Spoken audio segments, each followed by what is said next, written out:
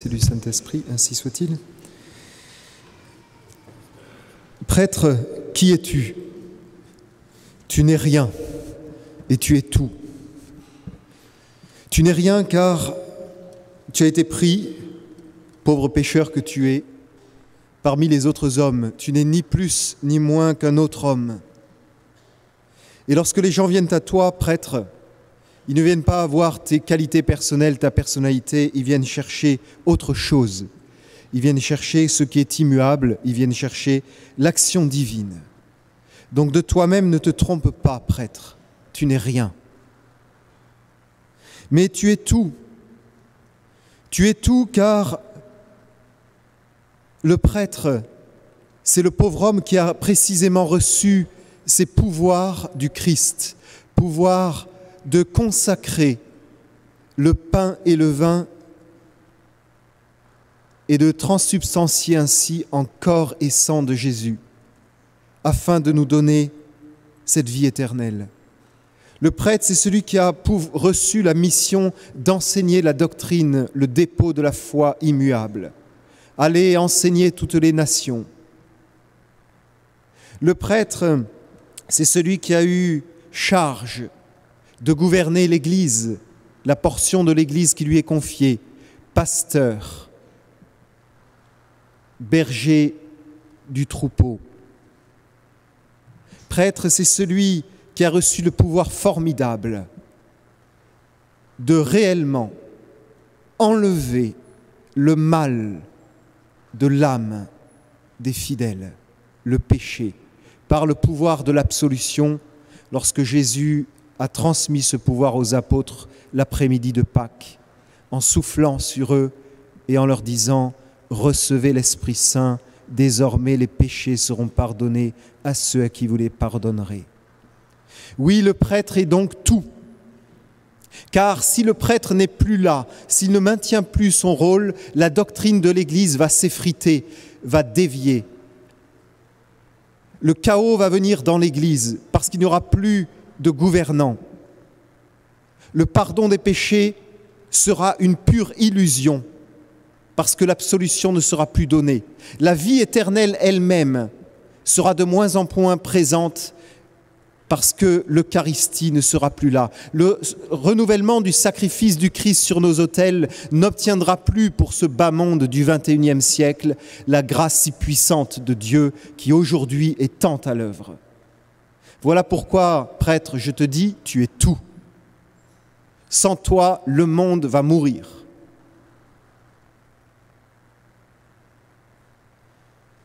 Eh bien, chers frères, c'est dans cette optique que nous formons nos séminaristes. La formation de nos séminaristes tend, précisément, à les rendre de moins en moins eux-mêmes et de plus en plus Jésus-Christ. Et pour cela, le séminaire est organisé d'une manière très sage. La première chose qui marque nos séminaristes qui arrivent en première année à Flavigny, et ils le disent tous, la première chose, c'est le silence. On les plonge dans le séminaire dans un monde organisé, structuré, dont la structure de base est le silence. Au départ, un peu désarçonnant pour les jeunes étudiants qui arrivent, ils en comprennent vite l'immense utilité. Le silence permet à ces jeunes hommes d'être formés directement par Dieu. Le silence, voyez-vous, c'est un silence, on leur apprend petit à petit à le remplir. Petit à petit, dans ce silence, lorsqu'ils marchent dans le séminaire en allant de leur cellule jusqu'à la salle de cours, de la salle de cours jusqu'au réfectoire, du réfectoire jusqu'à leur travail manuel, jusqu'à leur étude, c'est tout en silence. Et alors, petit à petit, ils peuplent ce silence. Ce n'est pas un silence de solitude, mais un silence d'intimité. Ils se mettent à parler dans leur cœur, en marchant à notre Seigneur, à demander à notre Seigneur, lorsqu'ils sortent des cours, « Seigneur, aidez-moi à méditer sur ces cours. Faites-moi comprendre le fond de l'enseignement que vous voulez me donner. » Et petit à petit, ce silence des séminaristes devient peuplé devient une véritable conversation, un cœur à cœur avec Dieu. Et c'est ainsi que, vous voyez, leur âme, petit à petit, s'élève vers Dieu. Et alors, eh bien, de nombreuses fois par jour, on leur donne rendez-vous à la chapelle. Et c'est toutes ces fois-là, les séminaristes vont prier ensemble ou en particulier. Et ils vont réaffirmer, réaccentuer ce cœur à cœur, cette intimité. Et vous voyez, imaginez-vous, dans la peau d'un séminariste. Le séminariste, il fait ça dès qu'il entre au séminaire, et puis semaine après semaine, mois après mois, année après année, puisque la formation dure 6 ans. Imaginez ce que ça produit dans l'âme de ces jeunes hommes. Une intimité avec notre Seigneur qui est de plus en plus profonde. Et on a des jeunes hommes qui, s'ils sont bien fidèles à cela, eh bien, leur âme, petit à petit, est une âme de conversation avec Dieu. Et alors, ils arrivent ensuite en 4e, 5e, 6e année de séminaire, dans les cours de théologie dogmatique et morale. Et alors, eh bien, leur cours de théologie dogmatique et morale devient l'alimentation de leur dialogue avec Dieu, de leur méditation. Et alors, vous vous rendez compte de ce qui se passe dans l'âme de ces séminaristes, grâce à ce silence, tous les cours que nous leur donnons, eh bien, en fait, pénètrent et se transforment en prière, en méditation. Et c'est ainsi qu'au bout de 6 ans, le jeune prêtre qui sort, il a une âme sacerdotale.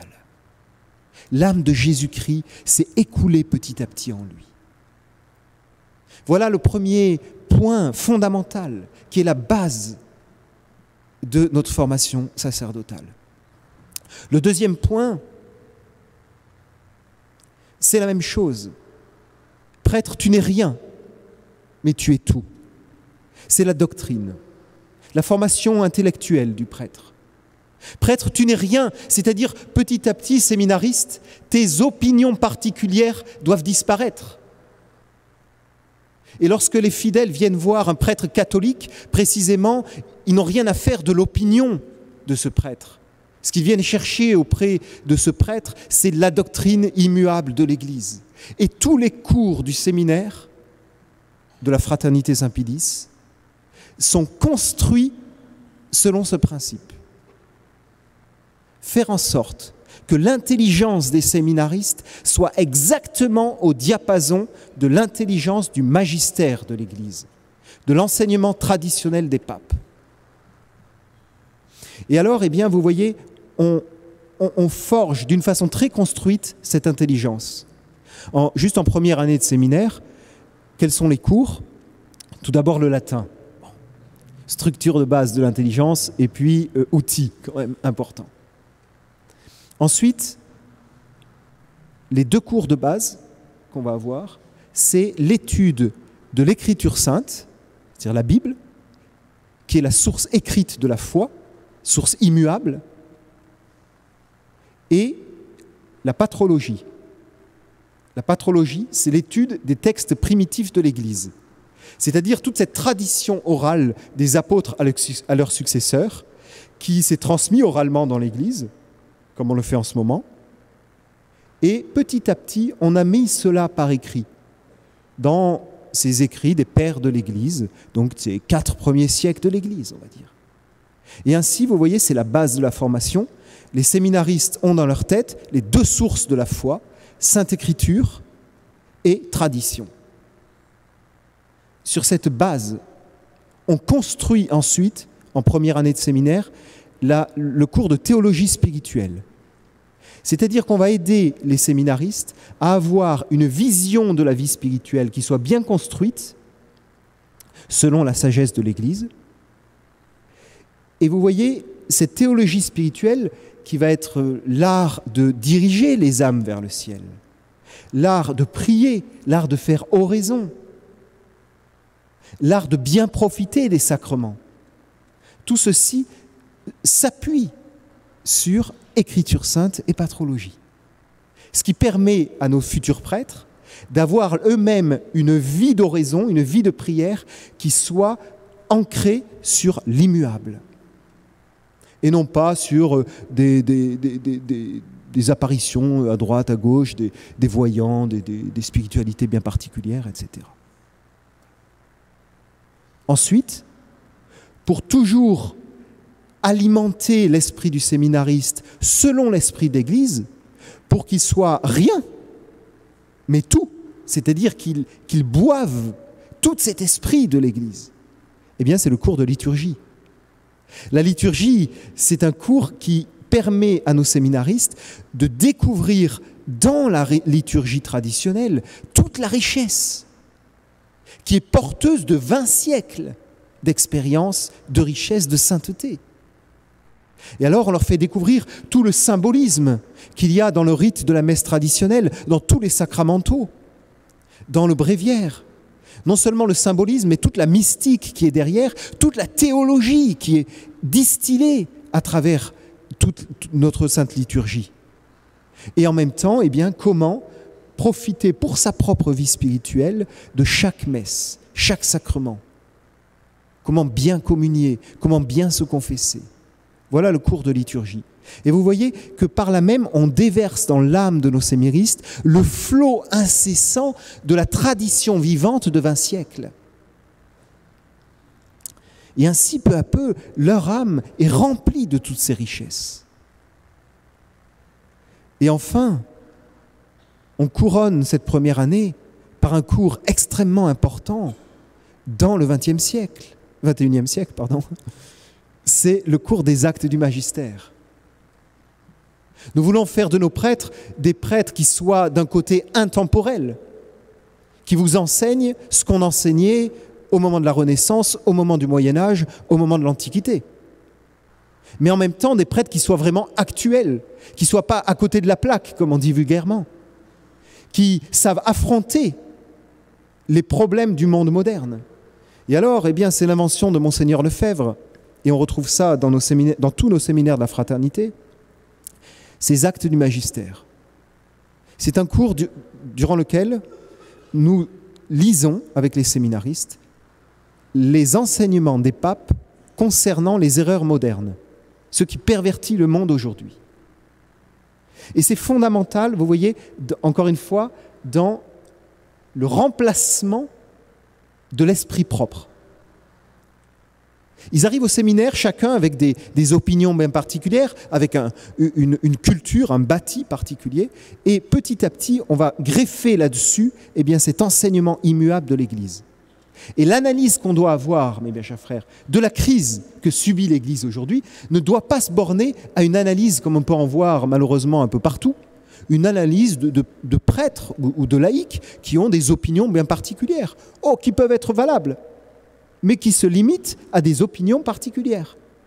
Et on va leur rétorquer, comme vous le savez bien, « Oh, mais ça, c'est votre opinion !» Eh bien, au séminaire, nous ne faisons pas ça. Au séminaire, nous apprenons à nos séminaristes de ne pas se baser sur leur opinion, mais de connaître le mieux possible l'enseignement immuable des papes. Et l'analyse du libéralisme, mes bien chers frères, on ne va pas se baser seulement sur Monseigneur de Ségur, sur les auteurs anti-libéraux. On va se baser surtout, et de façon immuable, sur les enseignements pontificaux. L'analyse du modernisme, c'est la même chose. On ne va pas se baser simplement sur X ou X théologiens. On va se baser sur les enseignements des papes, enseignements immuables, enseignements traditionnels. Et c'est ce qui fait la force et la place unique de la fraternité Saint-Pédis dans la crise de l'Église. C'est précisément ça. De baser notre position dans la crise actuelle et notre réponse aux déviations que nous avons dans l'Église sur l'enseignement des papes. Et voilà pourquoi, dans la crise actuelle, la fraternité Saint-Pédis en soi est inattaquable. Nous sommes attaquables, les prêtres. On est des pauvres pécheurs, on a des défauts de tous les côtés, comme tout le monde. Mais la fraternité Saint-Pédis en tant que telle, son principe de base, c'est de ne pas avoir d'opinion propre. Nous prenons l'enseignement immuable de la tradition et des papes, nous l'assimilons et nous vous le donnons. Et lorsque nous avons des opinions propres, nous le disons, voilà, ça c'est mon opinion. Et vous voyez, nous forgeons ainsi un clergé, vos futurs prêtres, qui seront des rocs, À partir de ce moment-là, l'esprit est immuable, l'esprit est bien formé. Et alors, eh bien, tous les vents de doctrine contraires qu'il y a aujourd'hui dans l'Église, ça nous est égal. Notre esprit est immuable. Voilà, mes bien chers frères, ce que nous faisons au séminaire de Flavigny. Voilà comment nous essayons de faire en sorte que les prêtres que nous formons soient des prêtres qui soient vraiment profonds, cœur à cœur et intimité avec notre Seigneur dans ce silence et cette prière, et en même temps une assimilation réelle et profonde de la tradition de l'Église. Et je termine, bien sûr, avec le dernier élément pour conclure, eh bien, c'est forger le cœur. Un prêtre, qu'est-ce que c'est? C'est Jésus-Christ parmi vous. Jésus-Christ, qui est-ce? C'est l'amour infini de Dieu qui est descendu parmi nous. C'est celui qui se penche sur vos misères, qui vous connaît de l'intérieur, qui connaît vos faiblesses, qui connaît vos péchés. Et le prêtre suit cet esprit de Jésus. Et alors, on développe cet esprit de miséricorde, d'amour des gens, une vraie charité. Et alors ceci, ça se forge dans le séminaire par la vie de communauté. Nos séminaires de la Fraternité Saint-Pédis sont tous internationaux. Monseigneur Lefebvre le disait, c'est par la force des choses que c'est international, mais c'est aussi pour forger le cœur du prêtre. Parce qu'en étant internationaux, et là vous avez plusieurs nationalités devant vous, et l'an prochain on aura au séminaire de Flavigny encore plus de nationalités, eh bien ils sont dans une vie de famille. Au départ, ils se regardent, ils se découvrent un peu, et puis ensuite c'est la vraie vie de famille. C'est-à-dire qu'on leur apprend, ils sont différents, des cultures différentes, on leur apprend à se découvrir l'un l'autre, à s'aimer. À s'aimer. Et on leur apprend, c'est comme des jeunes hommes, hein, tous, ils arrivent tous avec leur personnalité propre, etc. Mais on leur apprend à vivre avec celui qui est différent de lui, à s'aimer, à s'entraider, à se rendre service. Et ce que je vous dis là, mes chers frères, dans la vie du séminaire, c'est quotidien. Tous les jours, les séminaristes vont se partager toutes les tâches, mettre la table, faire la vaisselle, nettoyer le fond des toilettes des autres.